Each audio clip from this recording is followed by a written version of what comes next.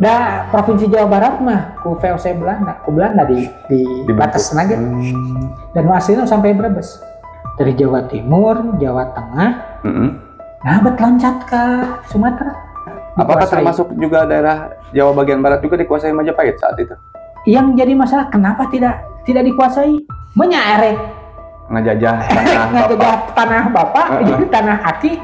Lalu kenapa tiba-tiba muncul seolah-olah ada perseteruan yang sangat besar? Sebenarnya siapa yang buat? Akan menyatukan kembali kekuatan Majapahit sama Sunda itu persis seperti Sunda dan Galuh oleh Pajajaran. Sejarah itu kan selalu berulang. Itu ada kesalahan ambisi seseorang ya. Menjegal tengah jalan ya, bahwa sebetulnya bukan pertarungan antara Sunda dan Jawa.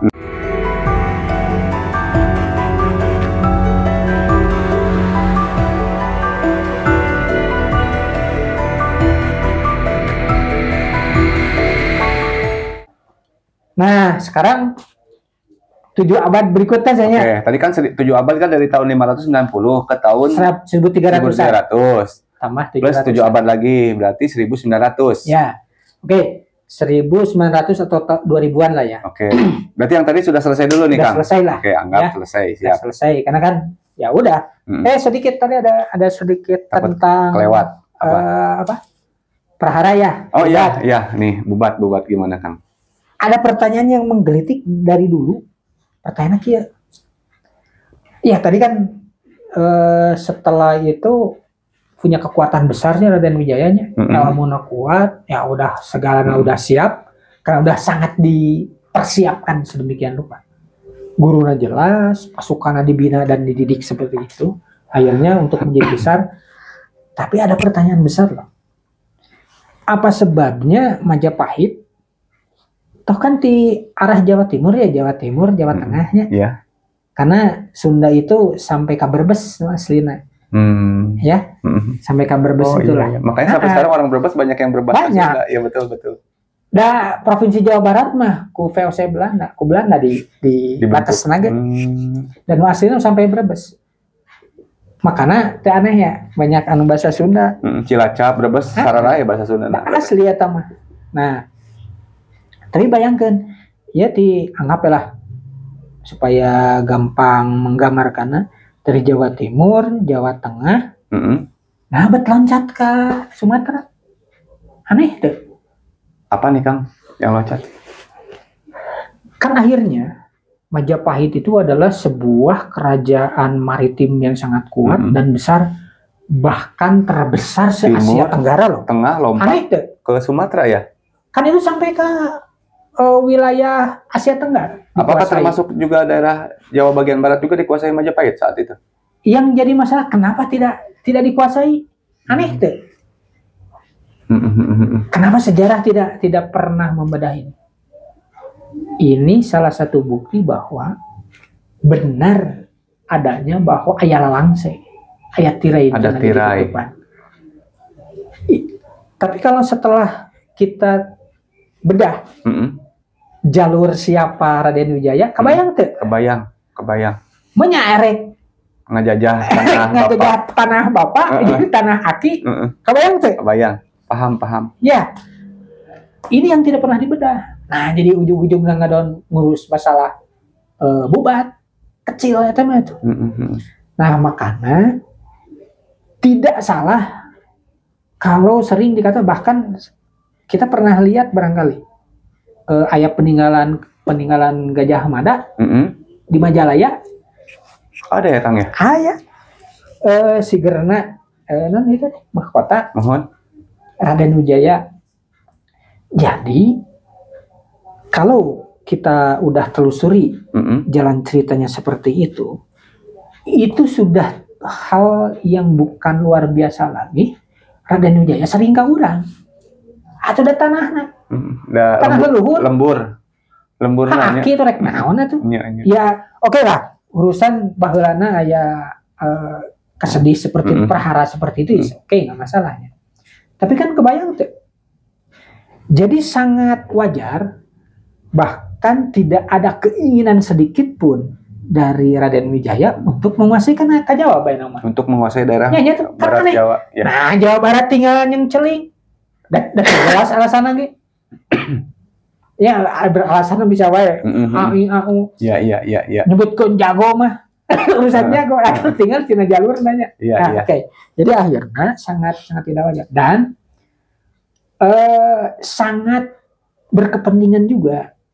Kenapa Raden nanti pengen ada jalur pernikahan lagi dengan Sunda? Makanya kenapa saat dia Pitaloka diantarkan ke Majapahit, itu dengan pasukan tempur, pasukan perang besar-besaran, emang musuhnya sebelah mana? Betul tuh. Kalian diantarkan ke musuhnya. Kadulur. Jadi sangat wajar. Nah, pertanyaannya, lalu kenapa tiba-tiba muncul seolah-olah ada perseteruan yang sangat besar? Sebenarnya siapa yang buat? Kan gitu. Urusan memang bisa jadilah manusia kan bisa tergelincir ya. Wabil khususnya Gajah Mada. Dan sebenarnya kalau nggak salah ini juga ada kontroversi juga ya. Ya, tapi oke lah, ini kita ngambil kesepakatan umum saja bahwa ternyata Gajah Mada berubah strategi politiknya ya. Atau minimal ada ambisi politik lain lah meren gitu. Yang tadinya kan mereka akan menyatukan kembali kekuatan Majapahit sama Sunda. Itu persis seperti Sunda dan Galuh oleh Pajajaran. Kan tadi diceritakan sejarah itu kan selalu berulang. Barangkali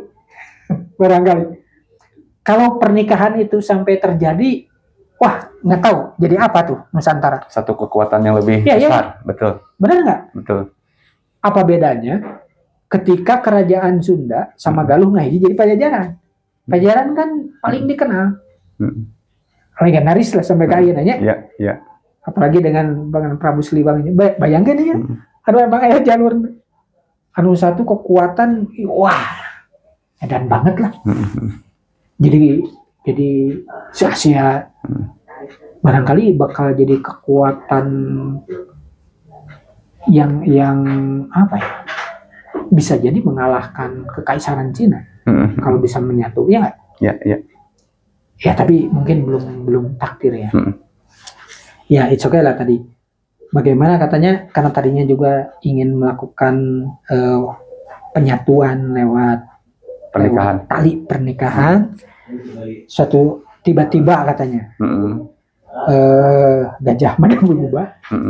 Dia mirip seperti si Kaisar Cina teh. Anu minta takluk teh kan gitu. Kan kita mulai dan ini sangat wajar terjadi lah ya.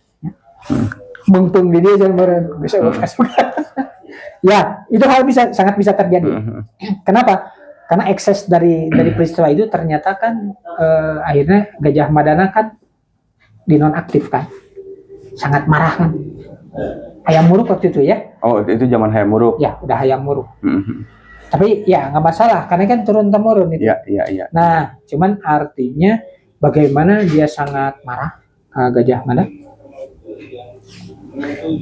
Gajah Mada juga ya entah sebenarnya ya apakah Gajah Madanya itu meninggal karena diasingkan atau merasa kehilangan harga diri. Terutama harga diri ya. Karena tadi dipakai kan dalam dunia politik biasa. Anu tadinya jadi orang kepercayaan tadi pakai, kan ini bakal berpengaruh besar lah. Entah urusan mawat atau apapun lah itu bisa. Nah, tapi artinya hal-hal ini yang perlu diluruskan juga. Sangat wajar terjadi kemarahan dan lain-lain. Nah, kembali jadi intinya yang ingin saya ungkapkan saat ini adalah bahwa kenapa Majapahit tidak berani menguasai apalagi dengan kekuatan perang, sangat memungkinkan saat itu ya. Kita sebagai superpower lah, di Asia Tenggara mah, gitu kan, sangat mudah sekali itu. Tapi kan karena tadi ada jalur sejarah seperti itu, menyangka daerah Bapak pulang kampung berarti. Jadi Raden Wijaya mah pulang kampung ke dia. Nah, itu berarti jelas bahwa apa yang pernah dikatakan oleh Rakyat Sancang itu terjadi. Dan ini ya biarin saja lah. Sebentar Kang, ini belum disimpulkan yang cerita Bubat itu sebetulnya ada atau enggak intinya? Yang mana? Perang Bubat itu sebetulnya ada enggak? Kalau bagi saya seperti tadi, ini kan ada yang pro kontra ya, ada yang pro kontra. Tapi saya kalau dari jalur tadi, kebayangkan ini mau mengadakan pernikahan, kemudian sebelum sampai ke ibu kota, di tengah jalan kan dipegat ku Gajah Mada. Ya urusan tadi Gajah Mada memanfaatkan situasi. Ini sangat wajar bagi saya. Jadi hal itu terjadi. Cuman Raja Majapahit tidak berkeinginan seperti itu. Gitu. Jadi ada dua hal yang berbeda. Jadi bukan pertarungan antara raja, Sunda, ya antara Sunda sama Jawa, betul. Itu individu. Ini individu ya. Di satu sisi barangkali Gajah Mada dengan ambisi nate sumpah palapana, aku mau ada ngaranna ge panglimanya. Iya. Kumaha we carana meureun? Ya, dengan baik-baik atau dengan kekerasan. Nah, itulah. Dan hal ini bisa terjadi. Ya, bisa terjadi. Jadi saya sangat meyakini itu gara-gara seperti tadi. Dari Sunda juga tidak pernah berpikiran mau terjadi prahara dan lain-lain. Nyantai-nyantai saja. Raja Majapahit juga sama. Gitu. Tiba-tiba di tengah jalan ada masalah besar. Ya itu kan akhirnya jadi rugi dua nana. Karena Raja Majapahit kagegeringan kan gitu. Ayanu istri gelis dan lain-lain. Kan ada menceritakan nyusul oge. Tapi udah sekaratnya. Kebayang tuh nyeri hatena meureun. Keker mah ya jalur saudara, kemudian ya golis. Bogoh ternyata ya kebayang lah bagaimana sakit hati terus marahnya Majapahit Gajah Mada nanti. Cuman ini kan bakal jadi masalah besar karena diceritakan tatkala terjadi peristiwa itu terbunuhnya ya, karena dia Pitaloka kan ujung-ujungnya bunuh diri ya sama pakai konde nate ya. Jadi daripada aing bahasa kasar diperkosa, bukan diperkosa beneran ya. Meningkan perlaya lah bunuh diri. Tiap negara juga kan punya kisah gitu ya. Apa namanya teh? Perlakuan seperti itu harakiri di Jepang. Ya ini sejenis lah begitunya. Daripada harga diri yang ternodai. Bunuh diri. Dan ini kan masalah besar nantinya. Dan dikatakan begitu terjadi pembunuhan di daerah sana di Bubat ya. Dan dikatakan itu korbannya sangat banyak dari Majapahit itu. Wah luar biasa berbandingnya. Walaupun ini kan sekitar 100-an ya pasukan nanti bisa ngalahin ratusan bahkan ribuan pasukan Majapahit kan gitu. Tapi ya bagaimanapun ada dikerpuk makanya ribu udah jalan lulus. Nah ya takdir oleh gitu. Dan ada yang menarik begitu terjadi peristiwa pembantaian lah gitunya di sana. Kan di Tatar Sunda terjadi peristiwa alam yang dahsyat juga ya. Tiba-tiba aya hujan angin besar di dia. Jadi memberikan tanda-tanda alam gitu ya. Dan ini nyampe gitu. Nah barangkali ini yang jadi tanda kutip permusuhan abadi lah antara orang Sunda jeung Jawa. Padahal konteksnya itu bukan antar kerajaan. Antar kerajaan bukan ya. Karena itu ada kesalahan ambisi seseorang ya. mengkudeta meureun, Iya, anu iya. menjegal tengah jalan teh. Nah, cuman hal ini perlu kita beberkan juga. Diungkapkan bahwa sebetulnya bukan pertarungan antara Sunda dan Jawanya. Karena sebenarnya kan pada dasarnya juga tadi ini kan dari keturunan yang sama juga. Iya, Kan iya. gitu. Dari sumber yang kocorannya sami ya kan? Sami. Sakocoran. Sama dengan Sriwijaya. Sriwijaya kan istrinya di Sunda. Laki-laki nanti di daerah Sumatera. Jadi Sriwijaya Majapahit sama aja. Keturunan Raja Sunda ya. Keturunan-keturunannya itu adalah keturunan kita gitu ya. Makanya itu sangat wajar. Keturunan Raja Sunda. Iya. Jadi menurut Rakyat Sanca itu sangat hal biasa dan bisa terjadi itu. Masalahnya kita tidak tahu siapa ya.